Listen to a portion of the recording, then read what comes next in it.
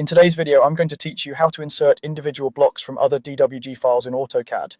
By the end, you'll be able to pull a single block from another drawing without opening it, place it exactly where you want, and get the scale and rotation just right. Start by opening the drawing where you want the block to go.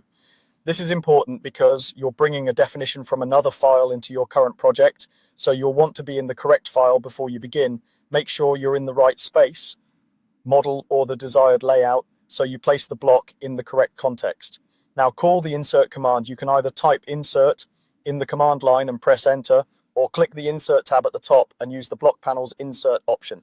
Typing the command is quick, but the ribbon path is great if you prefer visual menus. Both lead to the same insert dialog where you'll set everything up. In the insert dialog, click browse. This lets you point AutoCAD to the DWG that already contains the block you need. You don't have to open that external file. AutoCAD will just read its block definitions. Navigate to the file, confirm it's the correct one, and click open.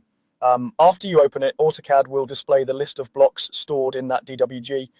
Think of this as a catalog of reusable components. You're not inserting the whole drawing, only the specific block you pick. Use the preview to confirm you've got the right item, especially if the naming convention isn't obvious. Select the block you want to insert.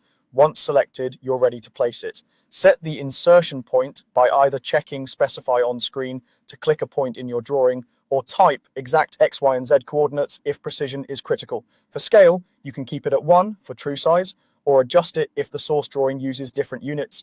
If the block comes in too large or too small, that's usually a units mismatch. Try setting a suitable scale factor or confirm your drawing units before inserting.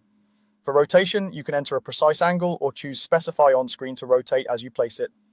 Object snaps are your friend here. Use them to lock onto corners, midpoints, or intersections for accurate placement. Once placed, take a quick look. If it's not where or how you want it, simply erase and insert again with different settings. A quick zoom extent can help if you don't see it immediately. That's it. Simple, controlled, and efficient. Thanks for watching and happy drafting.